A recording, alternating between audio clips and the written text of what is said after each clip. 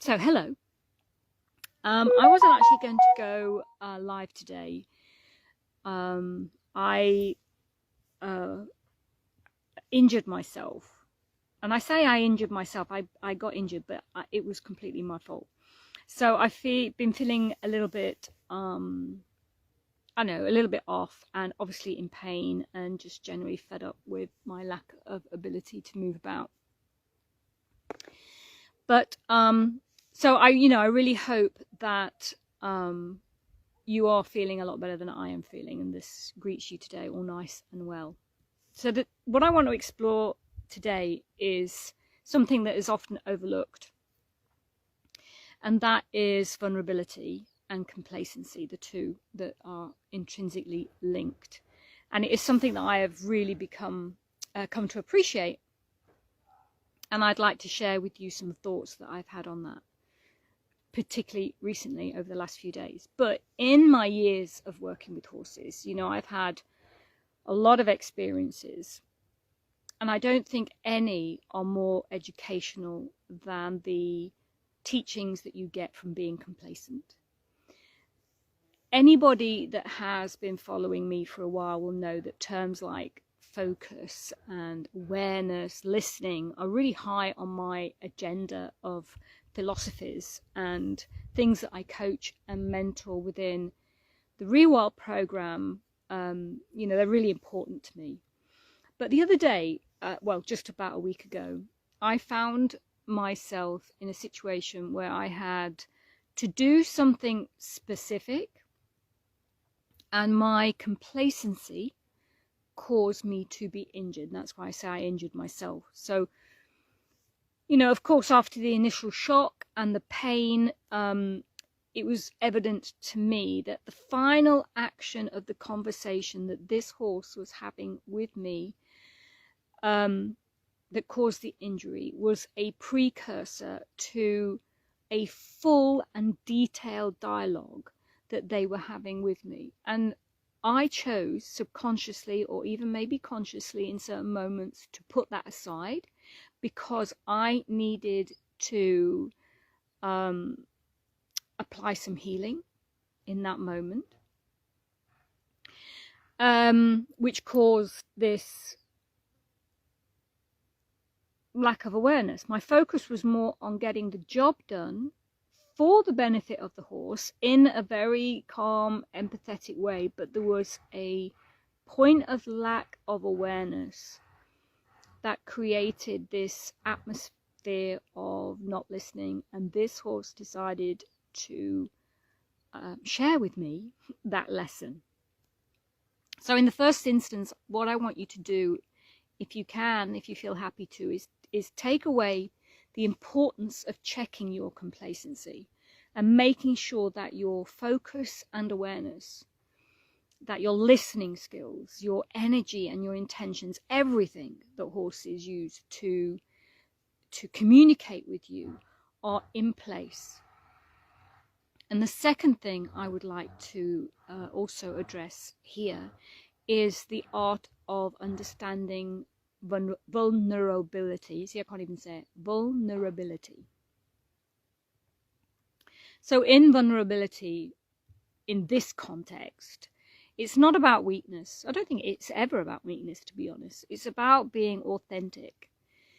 It's about being open to the fact that we don't have all the answers, even if we're considered experts, and that we are human and we are fallible in moments of our lives and our coaching.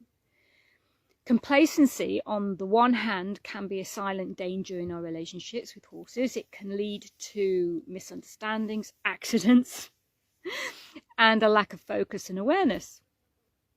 But recognizing our complacency is, I think, the first step to addressing it, or the reminding, because complacency can sneak up on us, even if, like I say, it's certainly something that I believe to have under control, if you like, or certainly is part of my vocabulary. But every now and again we forget words, don't we? We forget parts of the story that we have written, and sometimes we need reminding of it. So, take a moment to reflect within yourselves. Have you ever encountered a situation where complacency hindered your progress? Whether it's with horses or life in general, they're both so connected, it's difficult to slip a piece of paper in between them. The good news is, though, that now that you have recognized it, no longer will it be an obstacle. And that's my positive take on what happened, is that, oh, that's a reminder, and it will be certainly something that I won't forget in a hurry.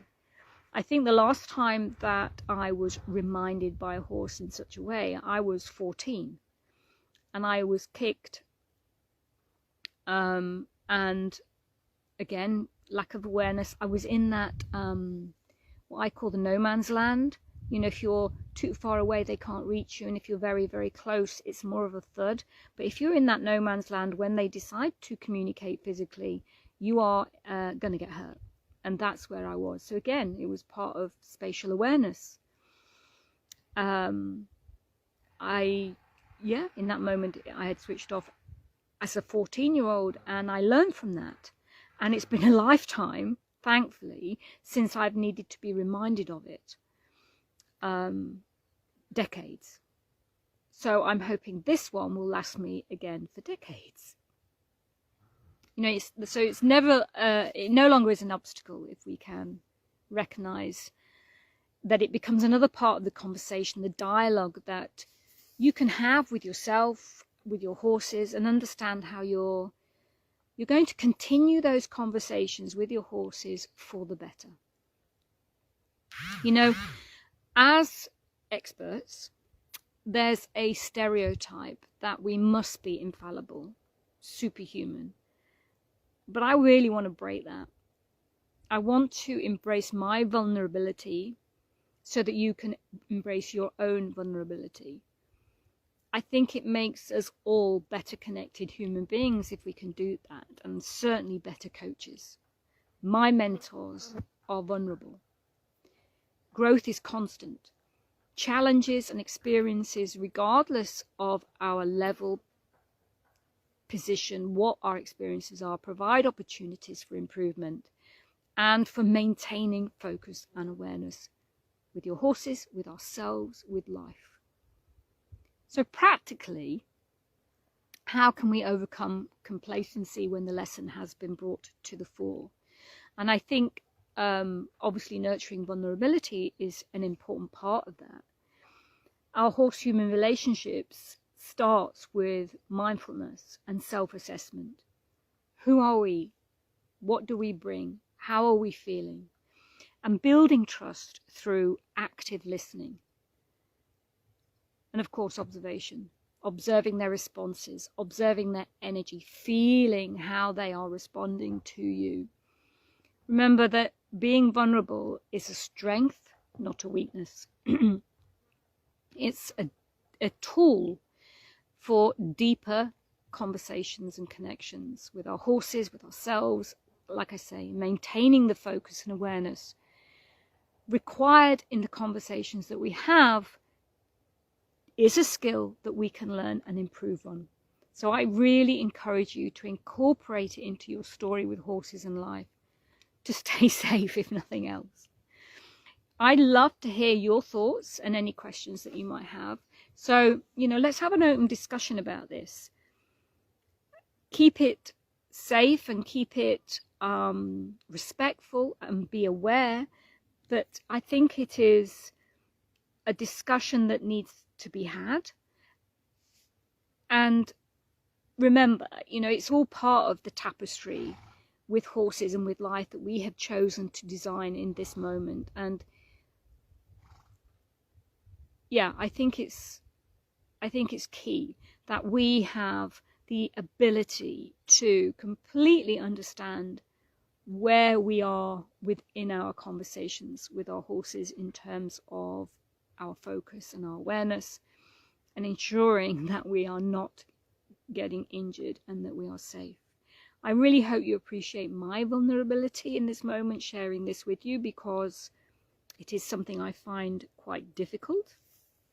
Not because I think I'm better than anybody else, but because I have not grown up with vulnerability as part of my life's dialogues and conversations.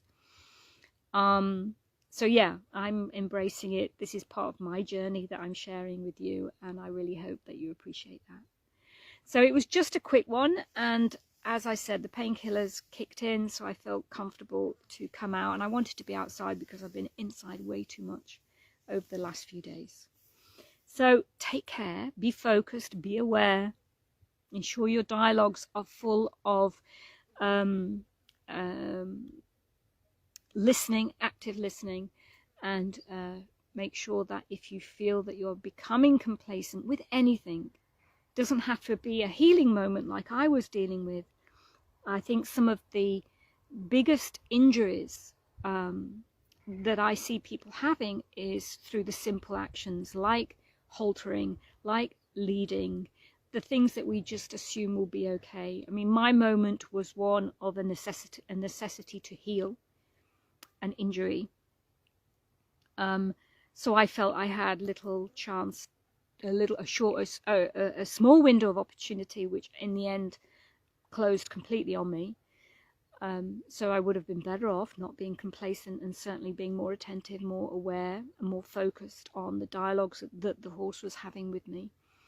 But it's a bit like if you go out on a trail ride, the accidents, the part of the trail ride where most accidents happen is within the last 100 meters, because we are home, we lose focus, we lose concentration, and the horse is energized to get back. And so yeah, it's the small things, it's the simple things that I think our awareness and our connections and focus need to be. Anyway, I'm going to finish rambling there because I need to get back and elevate my leg.